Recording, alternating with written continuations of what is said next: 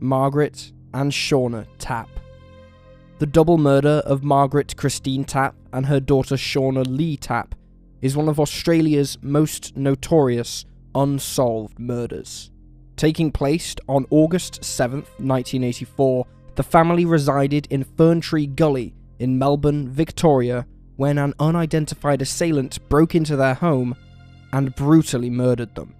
Margaret, a 35-year-old nurse and law student, was beaten and strangled with a length of rope, whilst her daughter, 9-year-old Shauna, was sexually assaulted and then strangled. Her lifeless body was found on her bed when the pair were discovered the following day. The afternoon of August 8th, the boyfriend of Margaret's sister came for a visit as he was passing through the neighbourhood. He picked up their newspaper and approached the door. While he knocked, he noticed that Margaret's car was there, so was surprised when no one seemed to come to the door. It wasn't until later in the day, around 6 p.m, when Margaret's date for the night, Jim, came to pick her up, that the bodies were discovered. Jim entered through the back door, which had a faulty lock, when no one answered at the front of the house. Aghast at the scene he found inside, he went next door to the home of their neighbours and called the emergency services. Upon first glance, investigators thought that the scene looked like that of a domestic violence case. Jim, Margaret's date, was prime suspect number 1, since he was the one who discovered the bodies, and while he was interrogated, his story was found to be sound. He was also later cleared via DNA evidence. Margaret's ex-husband was another obvious suspect, but he had a solid alibi for the night of the murder and was dismissed also.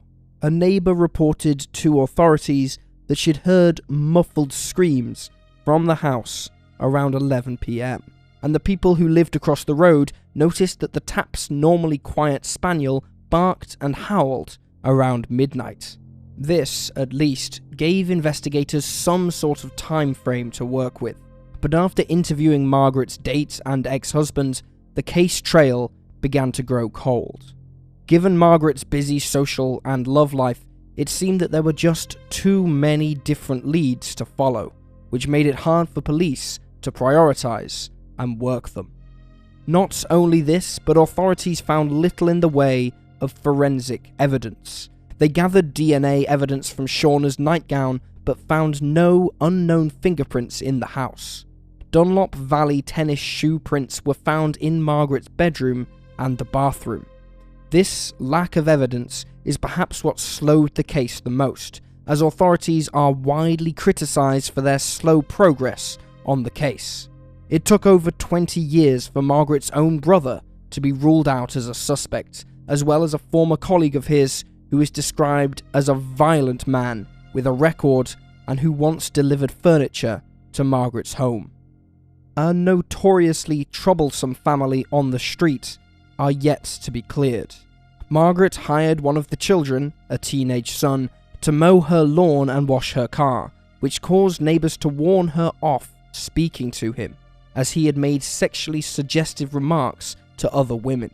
More disturbingly, the sister of this young man lived in a caravan beside the house with her boyfriend, who was later jailed for rape. Margaret had also been taking driving lessons around the time of her murder, and her instructor, who had an interest in her, had given her free lessons so he could continue seeing her. Police found his prints in her house, but when questioned about it, he denied ever having been in the home. One suspect in the case of Margaret and Shauna's murders was a former senior policeman, Ian Cook, now retired, who knew Margaret's dad and was a friend of the family's. He seemed to be quickly dismissed from the investigation, but Margaret's sister brought up his name the very day the bodies were found. A few days prior, he had been visiting and brought gifts with him. Cook had, allegedly, tried to get Margaret to sleep with him, and she was irritated by his unwanted attention. A search of his car turned up a whip and a length of rope, but it seems that no further progress came from this lead. Friends of Margaret's offered up some of the most compelling information when it came to suspects. They claimed she had relationships with 4 or more doctors at the hospital she worked in, plus maintained a long-term, rocky affair with a married doctor who died in a car crash before the murder. According to the Herald Sun, Margaret's home was provided for her by this same doctor. His wife reportedly knew of the affair, and Margaret had even come to their doorstep once to beg the doctor to leave his wife and come and live with her. The confrontations between the two continued for a time after the death of the doctor, as Margaret tried to secure the house he had left her in court, eventually being granted half of the property. She went on to purchase the other half of the home.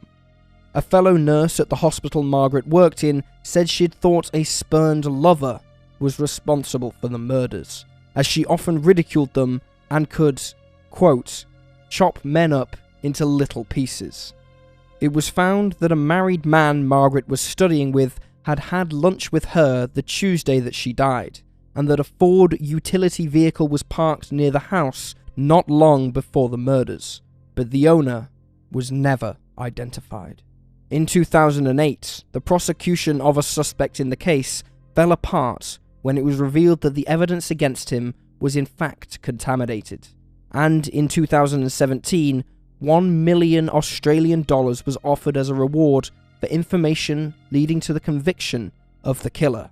This sum is roughly the equivalent of $700,000 US.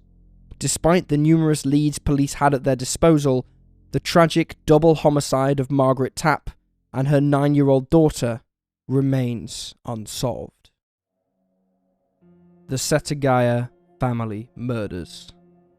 The Setagaya family murders that occurred in Setagaya, Tokyo, are some of the most peculiar murders to have occurred in recent years. Despite being the subject of one of the biggest investigations in Japan, having a large number of clues, and finding out very specific details about the murderer, no one has ever been charged for the horrendous slaying of the Miyazawa family.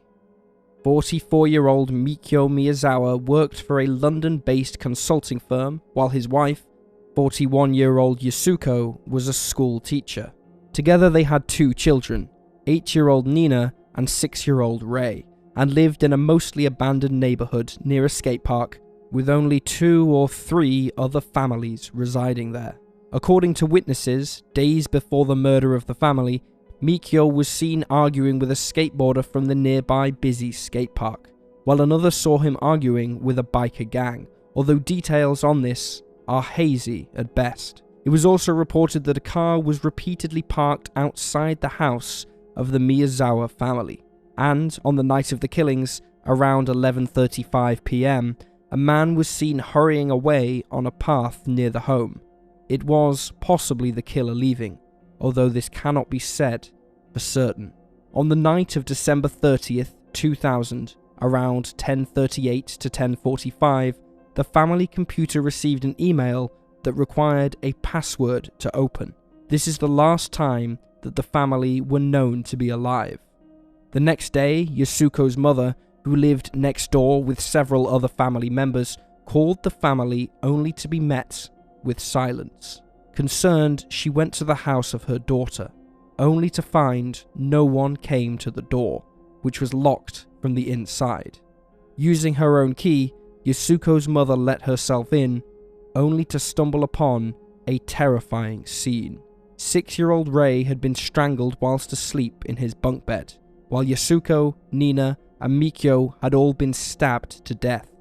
Strangely, the females in the family had been attacked more savagely, long after their death, suggesting to investigators that perhaps this person had a hatred for women. The investigation into the deaths of the Miyazawa family was one of the biggest to be undertaken in Japanese history. Over 246,000 investigators have worked the case, and 12,545 pieces of evidence have been taken and analysed. Investigators found that the phone lines in the house had been cut, and that the second-floor bathroom window was open, leading to speculation that this was how the culprit entered. It's theorized that Rei was killed first, and that Mikio heard some sort of noise upstairs while working in his office and went to investigate when he ran into the killer at the top of the stairs. his body was found at the bottom of them. Yasuko and Nina were found at the foot of the ladder leading to the 3rd floor loft, and it's believed that they'd likely gone to hide when the killer went for a second knife, after damaging his first when he killed Mikyo. The most bizarre aspect of the murder of the Japanese foursome is that it seems that the killer hung around the house for hours afterwards. He used the family computer, ate ice cream, drank barley tea, and napped on the couch. He even used the toilet, as investigators were able to collect and analyze feces found, which showed that the day before he had eaten string beans and sesame seeds. The killer also left behind clothing items and the murder weapons. Only 130 units of the sweater he wore were made and sold, but authorities only tracked down 12 buyers. Most of the brands he wore were from skateboarding stores, and his shoes appeared to be labelled with a Korean size rather than Japanese. The clothing left indicated that the killer was 170 centimeters and of a thin build. A hip bag belonging to the killer was found too, and sand inside it was found to be from the Edwards Air Force Base in California. There also appeared to be some sand from a Japanese skate park, although there's no true clarification on whether it's from a specific skate park or not. Some articles also state that grip tape for the surface of skateboards was found inside. 6 hours after the crime was discovered, a 30-something-year-old man was treated for a deep hand wound at the local hospital. A first aid kit had been found in the house, with bandages found in the kitchen and living room. Some of the bandages had blood on, and it was established that some belonged to Nina and some belonged to the killer. The man in the hospital didn't give a name or reason for his wound and was simply treated and discharged. Many have speculated that this man was the killer. It also seemed that some money was missing from the Miyazawa family home, a quantity valued at approximately $1,250, but investigators found money lying about that hadn't been taken, so it was ruled out that robbery was a motive, especially as no other valuables had been stolen. Also gone from the house was an old jacket of Mikyo's, and the computer power cord could not be located. Some articles report that New Year's Eve greeting cards were also missing, but this was later proven false, as an officer had actually taken them into evidence to follow up with the family and friends who had sent them. According to Yasuko's mother, a loud bang sounded at around 11:30 p.m. This was possibly caused by Mikyo falling down the stairs, or the soft ladder deploying. In 2017, DNA analysis revealed that the traces of blood type A that were found at the scene and didn't belong to the family showed that the killer's mother is of European descent, possibly from a country near the Mediterranean or the Adriatic Sea. The Y chromosome also showed that the father is of Asian descent. Every year, the Tokyo Metropolitan Police make a pilgrimage to the house for memorial ceremonies. Despite the masses of information available and the huge investigation that was undertaken, the murders of the Miyazawa family remain unsolved.